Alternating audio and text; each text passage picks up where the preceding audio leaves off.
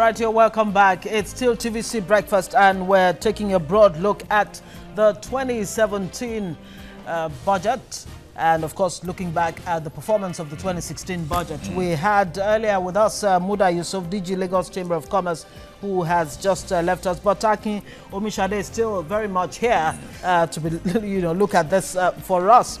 Now let's look at the issue of funding of the 2017 budget. The FG says it will issue new oil licenses to explore new revenue streams to fund the 2017 budget. How reliable will this be? Well, it's an offer. Are there going to be takers of that offer? That's the question. Okay. It's going to raise 10 trillion naira from my reading of the budget. 10 trillion to do what? So the issue is, we're still waiting until Monday for the minister to give us the breakdown of all this framework. Will this offer of oil licenses, will it be attractive enough for local and foreign investors to apply for this license? Will the process for the application of this, for applying for this license, will it be streamlined enough to make it seamless? So there are so many ifs and buts that we don't yet know. So it's good to say 10 oil licenses. It might not happen for another 2 years. It might not happen for another 3 years. It might not happen within this administration. So there's still so many unknowns. So until we get to know the framework by which these licenses will be applied for, would it be by quota system? I am just, as I said, I don't have my crystal ball here today. But it's a good one.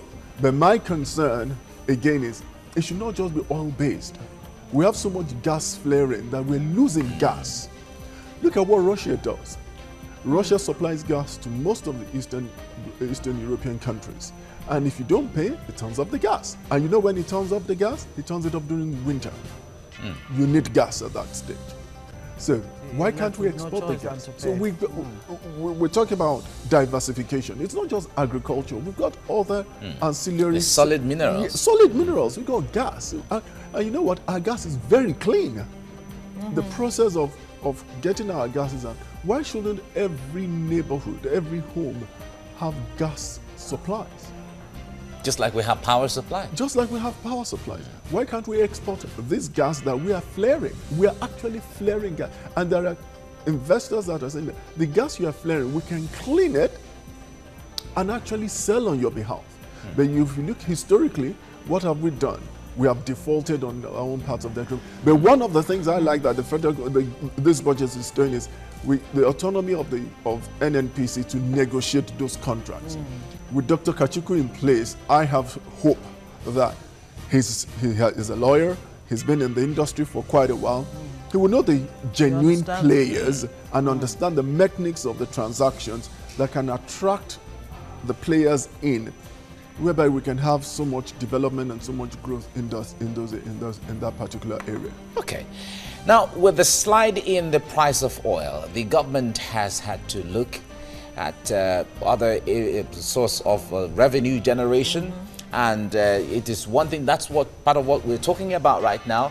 When it comes to generating revenue, oil shouldn't be the mainstay anymore. We should look at other ways of generating revenue. Of course, there are non-oil revenue sources, including companies' income tax, value-added tax, customs and excise duties, etc., etc., etc. And it's hoped that about 1.373 trillion will be made from that, and other independent, what is called independent revenue sources, and projecting about 807 billion from that. What are these independent sources? Oh, well, you've mentioned most of them. Okay. And there are others. There's also indirect tax. You look at what the government is trying to do again, introduce toll collection on our roads.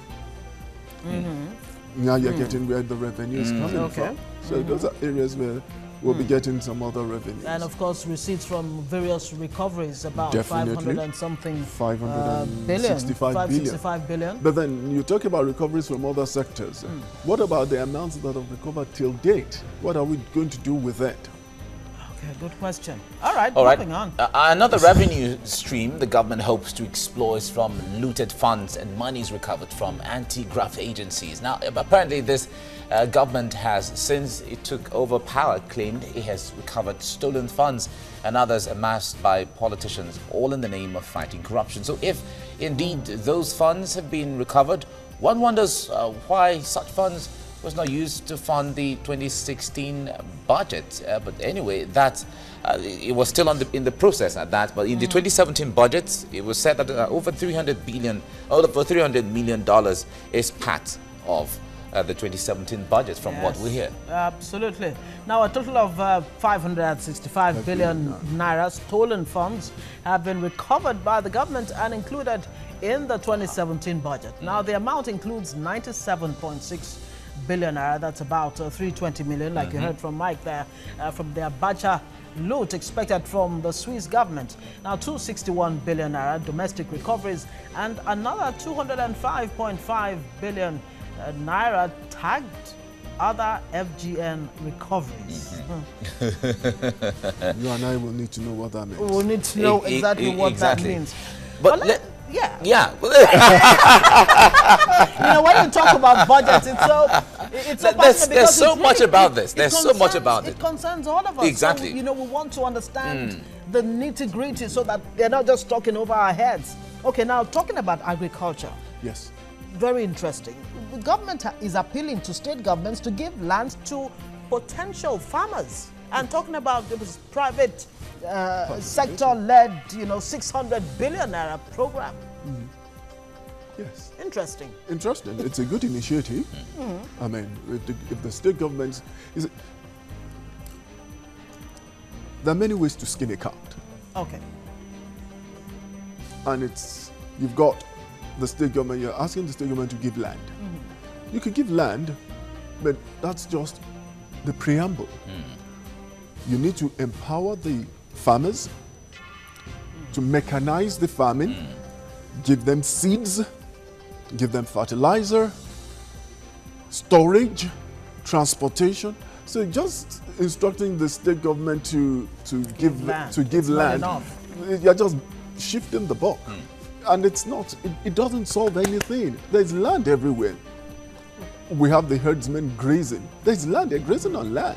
But you need to enable and empower and enable the farmers to mechanize. We had the tomato issue some months ago. What happened? There wasn't a shortage of tomato. What happened was it was all in the north, and we couldn't transport them to the south. And what happened? Prices went up. It wasn't the fault of the government.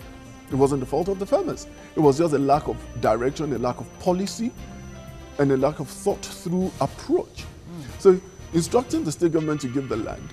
Now, you're asking the farmer who has been farming on his father's land for 30 years to apply for land. He doesn't even understand. He doesn't even know. He doesn't even know where to go to.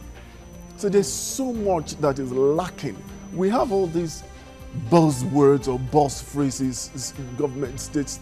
No, it goes more than that. All right, before we lose sight of the issues, we're looking at funding the 2017 budget. The FG is to also review joint venture arrangements with oil companies. Why has that become necessary? Oh, because, well, just like you had someone earlier in the program that was saying, well, these joint ventures agreements, they're non-performing. Who is monitoring? The government is a beneficiary. The government provides the enabling environment for this joint venture agreement. But who is monitoring? If there is a failure, who has the oversight? Who can call on the joint venture partner to say, let's have a sit down, you've breached this agreement, I'm going to terminate?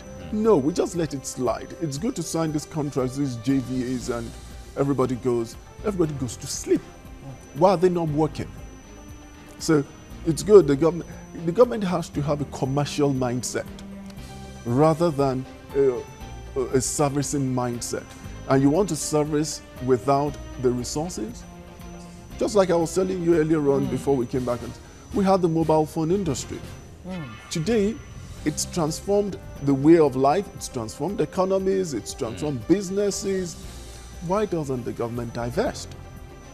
Attract more private participation, make the environment enabling, capital importation, make all these things. I mean, the dollar, why peg it at 305? It is not realistic. Already you're sending a signal. And that's still not looking good for foreign It doesn't in investment. any way. Yeah, because you are telling, listen, it's not realistic. The Naira is not 305. You and I know that it's not 305. And I hope Mr. President is listening, watching your program this morning. It's obvious he also knows it's not 305. And maybe it's about, because the message is sending is, I'm not going to devalue. And then they're saying, I'm not going to come. It's just like the proverb that you can't have a carrot and a stick. And stick at the same time. Wow. Finally, before we let you go, when it comes to, we're talking about the optimism earlier on as to what projections businesses, companies are having, even investors from outside. Now, our guest earlier on said that this budget shouldn't be anything less than about 10 to 15 trillion for even a start, if you have to start that. I agree entirely. Because you're talking about an economy so large, and you say let me give you a practical example. Yeah. You have a Mercedes-Benz or you have a big car, and you know that the engine liter is probably 3.5 liters, and the tank capacity is 100 liters, and you're traveling from Lagos to Ibadan, and you now put in 5 liters. How far are you going to go? That's putting into layman's terms. You have an economy of over 110 trillion, and you are now saying you are talking about 7 trillion. You don't have the capacity to keep it going. Is just is a non-starter. So what do we need to do? Expand it. We don't have the local monies, but there are other foreign investors saying this economy is rich enough. It has the potential. That's the thing that we are not. We have the potential to be big. Let us maximize the potential. Okay. All right, we have to leave it here now. Akin Omisade, thank you very much for coming on the program. Thank you very much. Thank you so much. Thank you. We have to let you go now. Thank you very much. I need to. All right, we'll go on a break and then we come back to round off on the topic we're discussing. We're still talking about the budget in Nigeria. Stay with us on TVC Breakfast. Right, you're welcome back. So glad to have you back. Jacob Johnson is a financial analyst. He's our guest. Is joining us via Skype this morning. We lost connection earlier. Welcome back. Now we're looking at funding the 2017 budget, and one of the measures that government is looking at is putting pressure on the MDAs, the ministries, departments and agencies. In your opinion, do you think they're even doing enough to help government raise revenue as it is right now? Earlier on, I mentioned that even in the budget, I couldn't see enough pressure on the state government and probably the local government as well in making contribution to the revenue raising activity of the government. Everything seems to be on the federal government, and that is right. I think the states and the local government should not be net receiver at this junction in Nigerian politics. They should be thinking of ways of generating revenue. Saying that the infrastructure is not there sometimes for some of the states to actually be able to generate enough revenue. But I think the direction should be to actually start from the grassroots, raising revenue. It's not just about taxes. Government, local council can invest. State government can invest. There is public private partnerships which they can invest in and raise revenue, toll roads, and other sort of activities where they can actually start making inroads into raising revenue, rather than relying purely on oil resources. Even mining. These are resources that are not infinite. But we can tap into mining, we can tap into other areas. Let's start setting up infrastructures that will enable other businesses and from which the government can also generate revenue. All right, Jacob. That will be my help. All right. Yeah? Jacob, we'll come back to you shortly. Just stay with us. We'll bring in Foladele in here to give us a perspective or reaction on social media. Is Fola ready now? Fola is not ready? Okay. Right.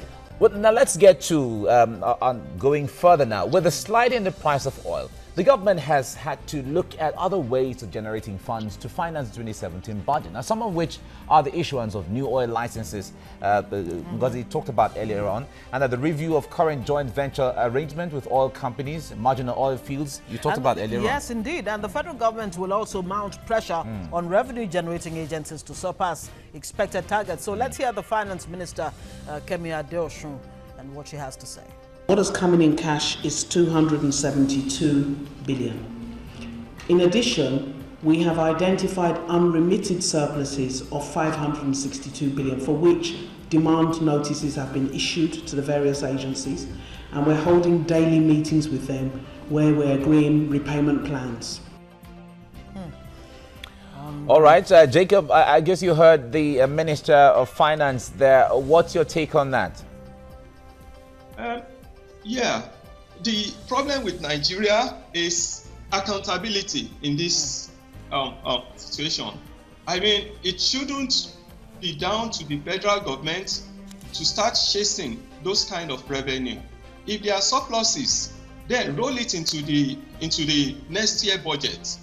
I don't think the federal government should be chasing, demanding the money back. Whatever is going to the state or to the other department, just roll it into their budget.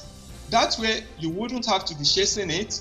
And apart from that, give them some responsibilities to actually start investigating. People are sitting on their hands, not being proactive enough to actually see how can we contribute to the federal government budget.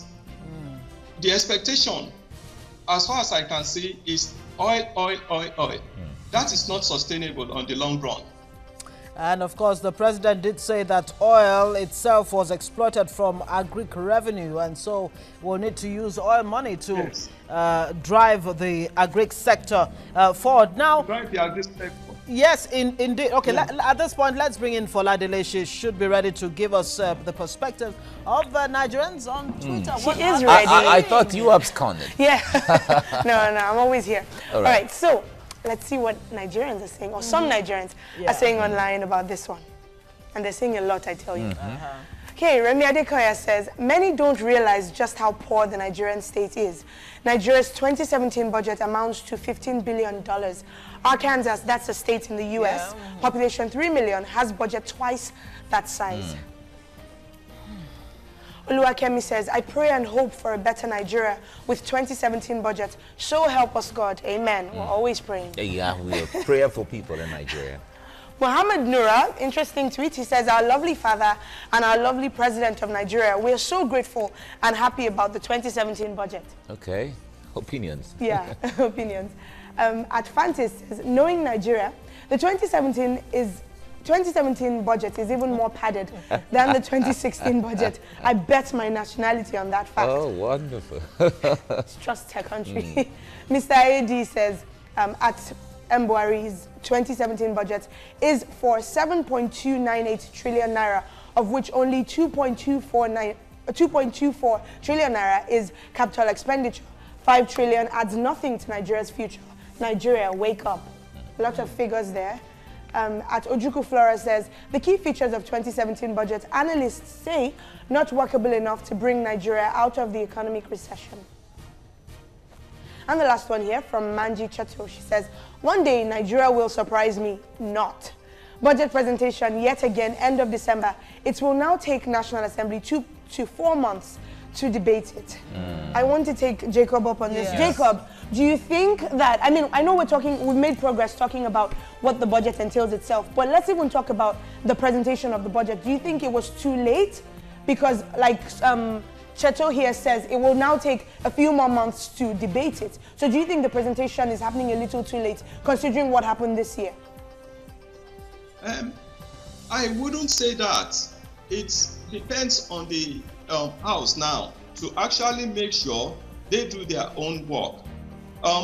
Presenting it in December, like in Highland, it would have been done in October or January. I think that is better because you see, it's about confidence in the business environment as well. people knowing exactly where they are going and what will be happening in the following year. It will be nice if they can bring it forward, but saying that, due to the circumstances in the country at the moment, I think the senators and the House of Representatives should actually be more responsible this time around and make sure they support the president in what he's doing, because it's part of sending out messages. I mean, we were talking about revenue. I was going to say again, we need to start encouraging foreign direct investment into Nigeria. I mean, it's happening everywhere. And I am sure it is very easy with Nigeria to actually get the enabling platform for those companies to come to Nigeria. We have the population, we have resources which they can tap into. And if we don't send out the message that, look, you are welcome, and send it out early enough, we are actually not helping ourselves.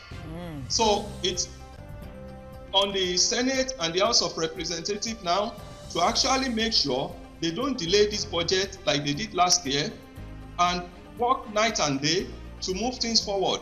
They are there to represent the people. They are there to make life better for people.